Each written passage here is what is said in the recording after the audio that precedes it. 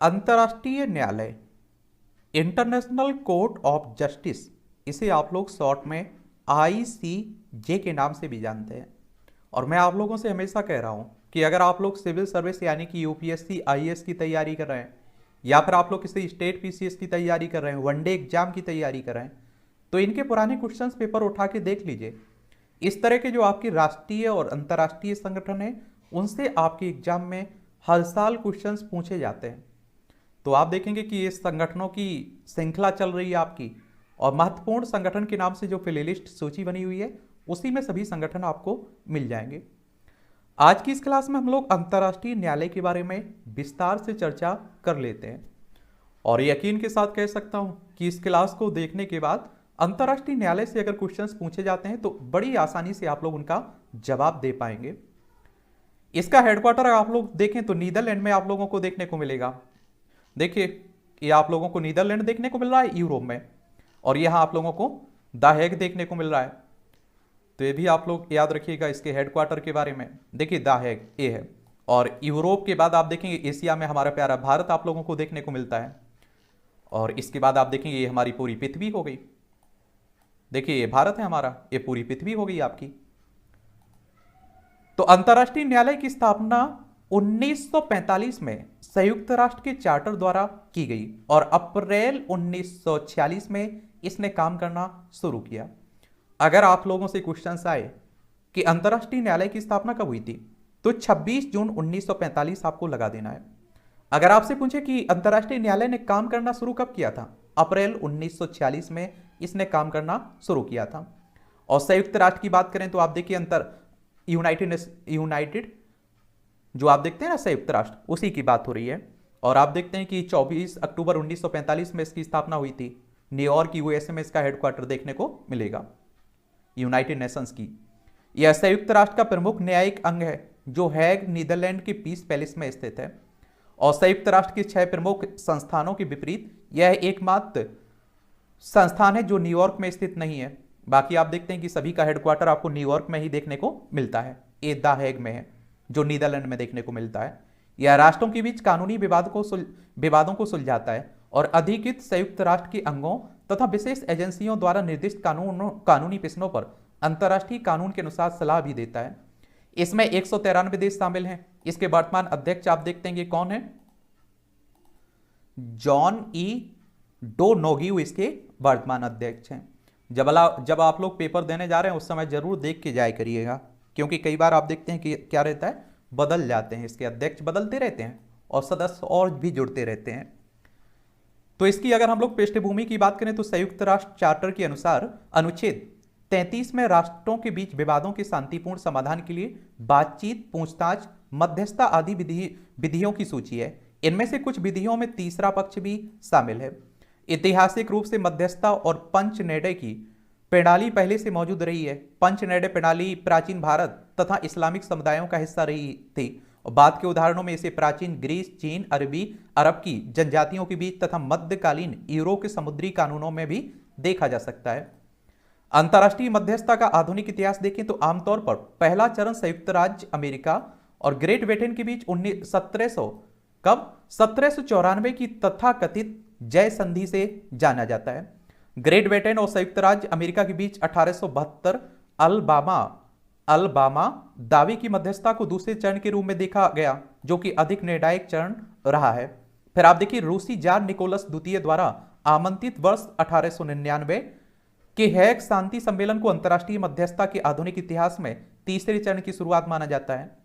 फिर मध्यस्थता के संबंध में वर्ष 1899 की कन्वेंशन में स्थायी संस्था के निर्माण पर बल दिया गया, जिसे स्थायी मध्यस्थता न्यायालय, परमानेंट कोर्ट ऑफ आर्बिट्रेशन के रूप में जाना जाता है, यानी कि स्थायी मध्यस्थता न्यायालय। और यह वर्ष सन 1900 में स्थापित हुआ, और 1902 में इसका परिचालन शुरू हुआ था।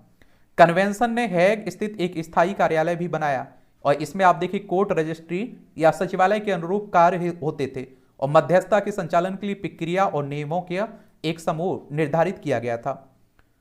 और आप देखिए, वर्ष 1911 से वर्ष 1919 के बीच राष्ट्रीय और अंतर्राष्ट्रीय निकायों तथा सरकारों द्वारा अंतर्राष्ट्रीय न्यायिक न्यायाधिकरण की स्थापना के लिए विभिन्न योजनाओं और प्रस्तावों को प्रस्तुत किया गया और जिसका समापन प्रथम विश्व युद्ध के बाद नई अंतर्राष्ट्रीय प्रणाली के अभिन्न अंग के रूप में अंतर्राष्ट्रीय न्याय के स्थायी न्यायालय आप देखते हैं permanent court of international justice PCIJ की स्थापना से हुआ था।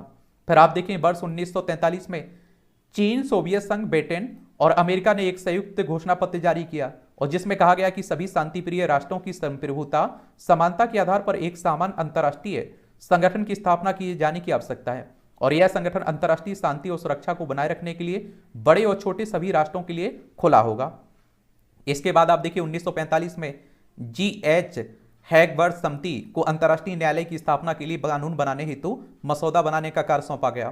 फिर आप देखिए सैन फ्रांसिस्को सम्मेलन ने समिति की सिफारिशों को ध्यान में रखते हुए नए न्यायालय की स्थापना के पक्ष में निर्णय लिया, जो महासभा, सुरक्षा परिषद, आर्थिक और सामाजिक परिषद, न्यास परिषद तथा सचिवालय की तरह संयुक्त राष्ट्र का एक प्रमुख अंग होगा। फिर आप देखेंगे 1945 में पीसीआईजे की आखिरी बैठक हुई जिसमें अपने अभिलेखागार और प्रभावों को नए अंतर्राष्ट्रीय न्यायालय में स्थानांतरित करने का निर्णय लिया गया। अप्रैल 1946 में आप देखिए पीसीआईजे को औपचारिक रूप से भंग कर दिया गया और अंतर्राष्ट्रीय न्यायालय ने पहली बार बैठक की तथा पीसीआईजे के अंतिम अध्यक्ष Jose Gustavo Guerrero El Salvador को अंतर्राष्ट्रीय आप देखिए न्यायालय का अध्यक्ष चुना गया था पहली बार। अगर हम लोग इसकी संरचना की बात करें तो अंतर्राष्ट्रीय न्यायालय में 15 न्यायाधीश होते हैं। कितने? 15 न्यायाधीश होते हैं जिन्हें संयुक्त राष्ट्र महासभा और सुरक्षा परिषद द्वारा 9 वर्ष के लिए चुना जाता है। कितने? 9 साल के लिए चुना जाता है। ये दोनों निकाय एक समय पर लेकिन अलग अलग मतदान करते हैं। निर्वाचित होने के लिए किसी उम्मीदवार को दोनों निकायों में पूर्ण बहुमत प्राप्त होना चाहिए। अंतर्राष्ट्रीय न्यायालय में निरंतरता सुनिश्चित करने के लिए न्यायालय की कुल संख्या के 1/3 सदस्य हर 3 साल में चुने जाते हैं और ये न्यायाधीश पुनः चुनाव के पात्र होते हैं। आईसीजे को एक रजिस्ट्री द्वारा सहायता दी जाती है। रजिस्ट्री आईसीजे का स्थायी प्रशासनिक सचिवालय है। अंग्रेजी और फ्रेंच इसकी आधिकारिक भाषाएं भी है, अंग्रेजी और फ्रेंच। न्यायालय के 15 न्यायाधीशों को निम्नलिखित क्षेत्रों से लिया जाता है। कौन कौन? अफ्रीका महाद्वीप से आप देखिए 3, लैटिन अमेरिका और कैरिबियन देशों से 2, एशिया से 3, पश्चिमी यूरोप और अन्य राज्यों से 5, पूर्वी यूरोप से 2 लिए जाते हैं। तो इस तरह से आप देखेंगे टोटल 15। अंतर्राष्ट्रीय संगठनों के अन्य निकायों के विपरीत अंतर्राष्ट्रीय न्यायालय में सरकार के प्रतिनिधि नहीं होते हैं और न्यायालय के सदस्य स्वतंत्र न्यायाधीश होते हैं जिन्हें दायित्व ग्रहण करने से पूर्व शपथ लेनी होती है कि वे अपनी शक्तियों का निष्पक्षता और शुद्ध अंतःकरण से उपयोग करेंगे। और आईसीजे के न्यायाधीशों की स्वतंत्रता बनाए रखने के लिए न्यायालय के किसी भी सदस्य को तब तक बर्खास्त नहीं किया जा सकता जब तक कि अन्य सदस्यों की एक मत ना हो, वह आवश्यक शर्तों को पूरा नहीं करता है। अभी तक किसी भी न्यायाधीश को पद से विस्थापित नहीं किया गया है। इतनी आप देखिए कानूनी पेंच कह लीजिए, कठिन कह लीजिए आप लोग। अगर हम लोग बात करें कि आईसीजे यानी कि अंतर्राष्ट्रीय न्यायालय में भारतीय न्यायाधीश कौन कौन से रहे, ये आप देखिए सर वेनेगल राव, ये 1952 से 1953, नागेंद्र सिंह 1973 से 1988, ये आप देखिए रघुनंदन स्वरूप पाठक 1989 से 1991 और दलवीर भंडारी 27 अप्रैल 2012 से न्यायालय के सदस्य रहे। और आप देखेंगे 2017 में, नवंबर 2017 में इस पद पर इन्हें दूसरे कार्यकाल के लिए भी चुन लिया गया था। तो ये भी आप लोग याद रखिएगा। ये आप देखिए कुछ कुलभूषण जाधव केस और इस पर आईसीजे का क्या निर्णय रहा था। कुलभूषण जाधव को मार्च 2016 में पाकिस्तानी सुरक्षा बलों ने बलूचिस्तान प्रांत से गिरफ्तार किया था जब वह कथित तौर पर ईरान से घुसे थे। ये पाकिस्तान कहता है कि हमारे यहाँ घुस रहे थे। उन्हें अप्रैल 2017 में जासूसी और आतंकवाद के आरोप में एक पाकिस्तानी सैन्य अदालत ने मौत की सजा सुनाई थी। भारत ने हमेशा कहा है कि कुलभूषण जाधव जासूस नहीं और पाकिस्तान को उन्हें परामर्शदाता पहुंच प्रदान करनी चाहिए क्योंकि उनका मामला ईरानी क्षेत्र से अपहरण से संबंधित है। कहा जाता है कि ईरान से अपहरण किया है इन्होंने, पाकिस्तानियों ने। 9 मई 2018 को आईसीजे ने उनकी मौत की सजा पर रोक लगा दी थी कुलभूषण जाधव की, और क्योंकि भारत ने उनके लिए न्याय की मांग करने हेतु संयुक्त राष्ट्र निकाय के समक्ष एक याचिका दायर की थी जिसमें पाकिस्तान द्वारा कांसुलर संबंधों पर वियना कन्वेंशन के उल्लंघन का आरोप भी लगाया था। आईसीजे रूलिंग 2019 में आईसीजे ने फैसला सुनाया कि पाकिस्तान अंतर्राष्ट्रीय कानून के तहत जाधव की सजा की प्रभावी समीक्षा और पुनर्विचार के माध्यम से प्रदान करने के लिए बाध्य था। पाकिस्तान की प्रतिक्रिया क्या रही है? आईसीजे के आदेश के मद्देनजर पाकिस्तान सरकार ने जाधव को समीक्षा दायर करने की अनुमति देने के लिए एक विशेष अध्यादेश जारी किया और पाकिस्तान की संसद ने आईसीजे के फैसले के तहत दायित्व को पूरा करने के उद्देश्य से अंतर्राष्ट्रीय न्यायालय समीक्षा और पुनर्विचार विधेयक 2021 प्रस्तुत किया था।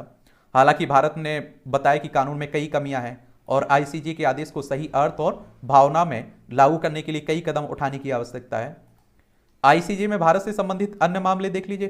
कुलभूषण जाधव के मामले के अलावा भारत 5 मौकों पर आईसीजे में एक मामले पक्षकार रहा और जिनमें से 3 में पाकिस्तान शामिल रहा। भारतीय क्षेत्र पर मार्ग का अधिकार पुर्तगाल बनाम भारत 1960 में समाप्त हुआ था। आईसीएओ परिषद के क्षेत्राधिकार से संबंधित अपील भारत बनाम पाकिस्तान परिणीता 1972। युद्ध के पाकिस्तानी कैदियों का परीक्षण पाकिस्तान बनाम भारत 1973 में समाप्त हुआ। 10 अगस्त 1999 की हवाई घटना पाकिस्तान बनाम भारत 2000 में समाप्त हुआ। परमाणु हथियारों की दौड़ की समाप्ति और परमाणु निरस्त्रीकरण मार्शल द्वीप बनाम भारत 2016 को समाप्त हुआ से संबंधित बातचीत से संबंधित दायित्व। तो ये शॉर्ट कहानी आप लोग कह सकते हैं कि अंतर्राष्ट्रीय न्यायालय की है, इंटरनेशनल कोर्ट ऑफ जस्टिस की है। इतने फैक्ट, इतनी जानकारी आप लोगों को हर हाल में याद रखना है। शॉर्ट नोट्स बना के रख लीजिए इन सभी संगठनों की, और जब आप लोग पेपर है पास हो नज़दीक हो तो उस समय रिवीजन करके जाया करिएगा।